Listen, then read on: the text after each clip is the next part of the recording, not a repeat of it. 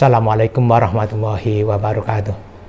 Bismillahirrahmanirrahim. Alhamdulillahirabbil alamin. Wassalatu wassalamu ala asrofil anbiya'i wal mursalin sayyidina wa maulana Muhammadin wa ala alihi washabihi ajmain. La haula wala quwata illa billahil aliyyil azim. Amma ba'd.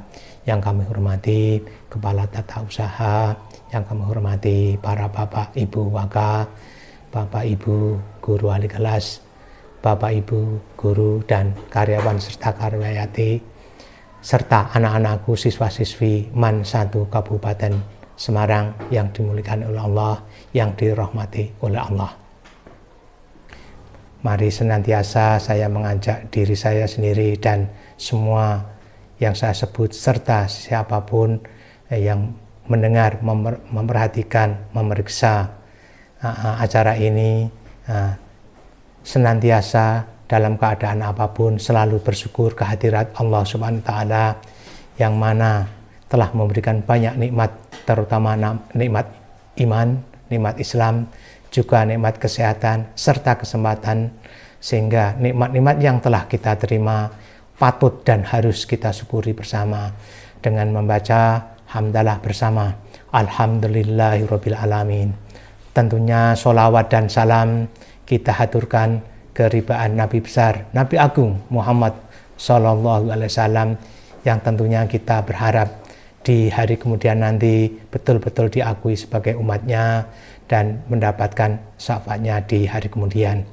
Untuk itu tidak salah dan harus bahkan kita namakan, kita harus bersolawat Allahumma sholli ala sayyidina Muhammad wa ala sayyidina Muhammad. Hadirin yang dirahmati Allah, tidak terasa kita sudah berada di bulan puasa, bulan Ramadan di tahun 1444 Hijriah. Waktu terus berlalu, waktu terus berkejaran, waktu terus menyertai kita.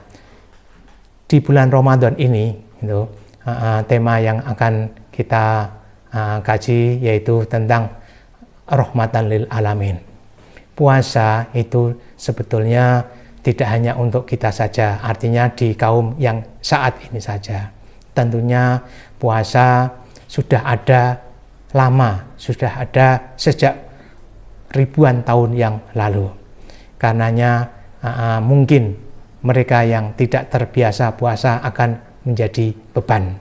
Karena apa? Biasanya bisa sarapan atau makan pagi atau yang lain. Sekarang jadwal makan mungkin bisa disebut dipindah gitu.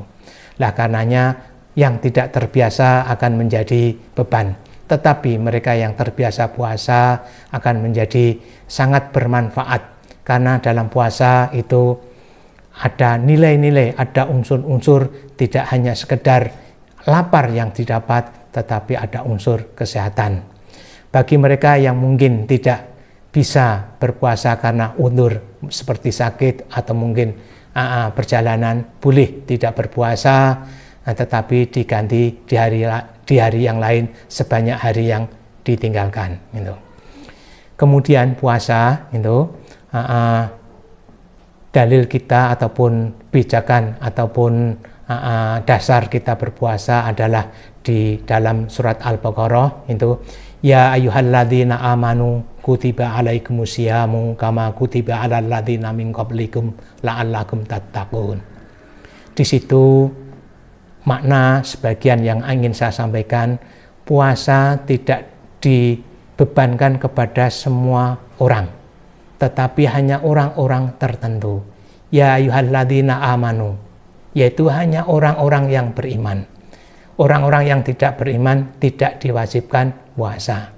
Karena itu puasa adalah ibadah yang langsung berhadapan pada Allah. Artinya orang lain tidak tahu. Tidak seperti ibadah-ibadah yang lain, ibadah puasa berhadapan langsung kepada Allah. Artinya manusia itu diuji sejauh mana kejujurannya, sejauh mana bisa dipercaya. Sedangkan untuk ibadah yang lain, contoh zakat itu ada orang lain yang tahu, yaitu baik yang memberi maupun yang diberi. Juga mungkin haji, ada orang lain yang tahu, karena di tempat-tempat itu bareng-bareng atau bersamaan dengan peserta yang lain. Itulah puasa benar-benar orang itu bisa dipercaya atau tidak. Hadirin semuanya yang dirahmati oleh Allah. Selanjutnya tentang ibadah puasa ini itu bahwa puasa ada di sana unsur yang lain, yaitu rahmatan lil alamin.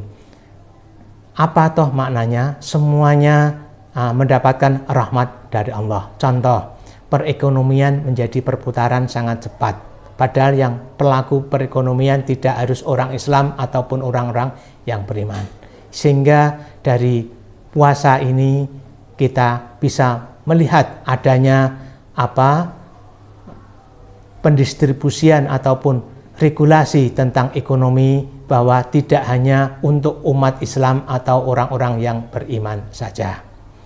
Kemudian lagi, contoh puasa itu dikenakan tidak hanya kepada orang-orang kita atau saat ini saja, tetapi tidak orang pun selain manusia itu ada hewan. Contoh, ayam mengerami itu juga berpuasa.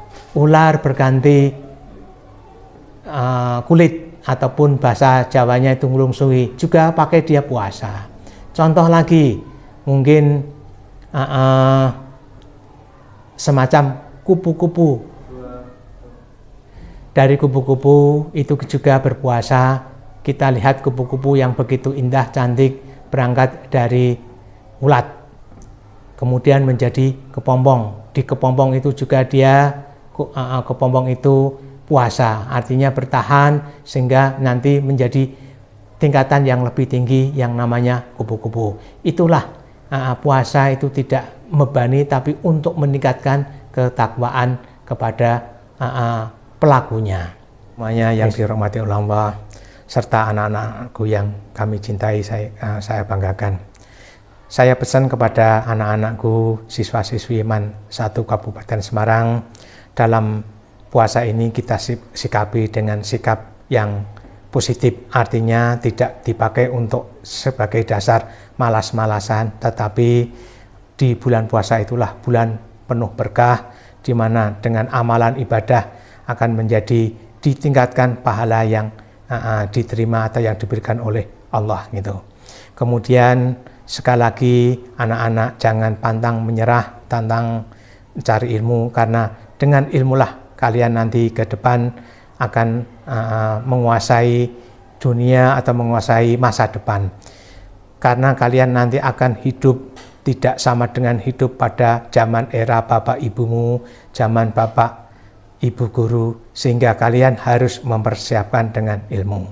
Itulah yang bisa saya sampaikan di sesi sambutan saya di bulan Ramadan ini. Semoga ada dan berkenan untuk kita semuanya.